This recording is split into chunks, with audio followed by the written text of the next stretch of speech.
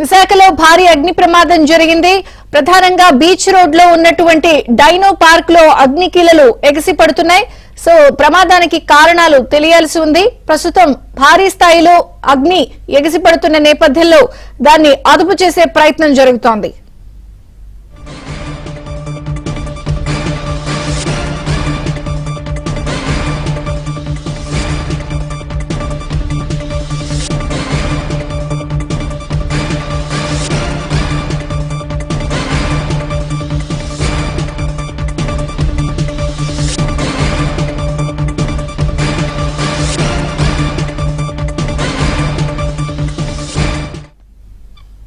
విశాఖలో భారీ అగ్ని ప్రమాదం సంభవించింది.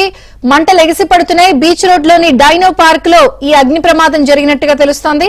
ఇక ఈ ప్రమాదానికి కారణం ఏంటి, మరిన్ని వివరాలు మా ప్రతినిధి నాయుడు అందిస్తారు. నాయుడు, విజయ్ చంద్రిక విశాఖ ఆర్కే బీచ్ లో ఉన్నటువంటి బీచ్ రోడ్ ను ఆనుకున్నటువంటి డైనో పార్క్ లో ఒకసారిగా ప్రమాదం జరిగింది. డైనో పార్క్ అని గత ఒక ఏడాది క్రితం ఒకటి ఏర్పాటు చేయడం జరిగింది. ఇది పూర్తిగా ఏంటంటే విజువల్ ఎఫెక్ట్ తో ఉంటుంది, రియల్ గా ఉండి ఫైబర్ తో చేసినటువంటి మెటీరియల్ ఉంటుంది. అయితే ఇది ఖచ్చితంగా ఏంటంటే ఆటోమేటెడ్, అంటే లోపలికి ఎవరైనా వెళ్తే వాళ్ళని థ్రిల్లింగ్ చేయడం కోసం ఆటోమేటెడ్ మిషనరీ బేస్డ్ అనేది రన్ అయి ఉంటుంది. అయితే ఇది బీచ్ కు ఆనుకొని ఉండడంతో ఖచ్చితంగా ఇక్కడ వైరింగ్ లో షార్ట్ సర్క్యూట్ జరిగి ఉంటుందని చెప్పి భావిస్తున్నారు. అయితే ప్రమాదం జరిగే సమయంలో లోపల ఎవరు లేరు, ఎందుకంటే సాయంత్రంతో పాటుగా ఫైర్ సిబ్బంది కూడా చేరుకున్నారు. ప్రస్తుతం అయితే మంటలను అదుపు చేస్తున్నారు. అయితే అది పూర్తిగా ఏంటంటే కెమికల్ బేస్డ్ ఉంటుంది కాబట్టి, ఎందుకంటే అది ఫైర్ అయ్యే ముందు అందులో ఉన్న వాడినటువంటి మెటీరియల్ అంతా కూడా ఫైబర్ మెటీరియల్ ఉంటుంది కాబట్టి మంటలనే ప్రస్తుతం అదుపు చేయడం కొద్దిగా కష్టం అవుతుంది. మరి కాసేపులో పూర్తి స్థాయిలో అదుపులోకి వచ్చేటువంటి అవకాశం కనిపిస్తుంది. అయితే ఎవరికి ఎలాంటి ప్రమాదం అయితే జరగలేదని మాత్రం ప్రస్తుతానికి ఉన్న సమాచారం. కాసేపట్లో దీని వివరాలు కూడా పూర్తిగా తెలిసేటువంటి అవకాశం కనిపిస్తుంది.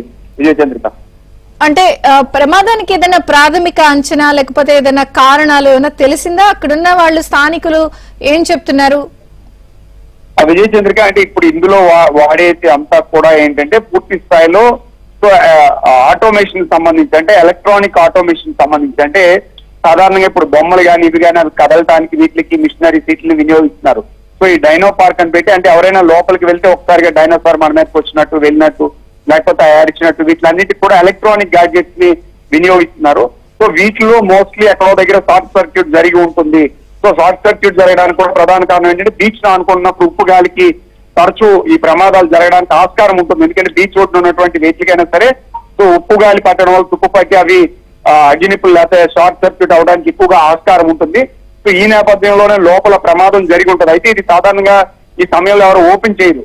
సో క్లోజ్ చేసి ఉండడంతో ఆ ప్రమాదం షార్ట్ సర్క్యూట్ ఏదైనా మిషనరీ కానీ లేకపోతే దాంట్లో వాడినటువంటి ఎలక్ట్రానిక్ గ్యాడ్జెట్ కానీ ఖచ్చితంగా ప్రమాదానికి గురై ఉంటుంది. అది ఫైర్ అయిన తర్వాత ఎవరు చూడకపోవడం వల్ల, ఎందుకంటే పూర్తిగా క్లోజ్డ్ సర్క్యూట్ లో ఉంటుంది కాబట్టి సో ఇది బయటకు కనిపిస్తుంది. ఒకసారిగా దట్టమైన పొగలు రావడంతో అక్కడ ఉన్న వాళ్ళు అలర్ట్ అయ్యి ఈ సమాచారం పోలీసులకి ఫైర్ సిబ్బందికి తెలియజేయడం జరిగింది. సో చేరుకున్న తర్వాత వాటిని అదుపు చేస్తున్నారు. అయితే మోస్ట్లీ షార్ట్ సర్క్యూట్ ప్రధాన కారణం ఏంటని చెప్పి భావిస్తున్నటువంటి పరిస్థితి కనిపిస్తుంది. అంటే బీచ్ రోడ్ అంటున్నారు కాబట్టి స్థానికంగా చుట్టుపక్కల హోటల్స్ ఉండే అవకాశం ఉంది. పరిస్థితి ఏంటి? అంటే ఇప్పుడు ఉన్నటువంటి ప్లేస్ ఏదైతే ఉందో దాన్ని సిల్వర్ స్పూన్ రెస్టారెంట్ ఉన్న ప్లేస్ అంటారు. ఇక్కడ రెస్టారెంట్ తో పాటుగా పక్కన గేమింగ్ జోన్ కూడా ఉంటుంది. అయితే సాధారణంగా బీచ్ రోడ్ లో ఉన్నటువంటి ఏ ప్లేస్ చూసుకున్నా సో తెల్లవారుజామున దాదాపు 7-8 వరకు మాత్రమే పర్యాటకులు కానీ పిల్లలు కానీ వీళ్ళు ఉండేటువంటి అవకాశం ఉంటుంది. మళ్ళీ సాయంత్రం 3:30-4 తర్వాతే సో ఎక్కువ శాతం వచ్చేటువంటి అవకాశం ఉంది. ఇప్పుడు ఈ సమయంలో ఏదైతే ఉందో పక్కనే ఆల్రెడీ రెస్టారెంట్, ఇంకోవైపు టీ షాప్స్, కెఫే షాప్స్ ఇవన్నీ కూడా ఉన్నాయి. అయితే ఇవన్నీ ఎప్పుడు సాధారణంగా మధ్యాహ్నం తర్వాత ఎక్కువ ఆపరేట్ చేస్తుంటారు. సో దానివల్ల ఆ సమయంలో ఎవరు వర్కర్స్ కానీ ఇల్లు లేకపోవడం వల్ల పెను ప్రమాదం తప్పిందనేది మనం చెప్పొచ్చు. ఎందుకంటే దీని లోపల కూడా ఆల్రెడీ కొంతమంది వర్కర్స్ వాళ్ళు పనిచేస్తూ ఉంటారు. సో ప్రమాదం నిజంగా మధ్యాహ్నం తర్వాత కానీ సాయంత్రం సమయంలో కానీ జరుగుంటే పెద్ద ప్రమాదం జరుగుంటేదని మనం భావించవచ్చు. Vijay Chandrika. Okay Naidu, thank you.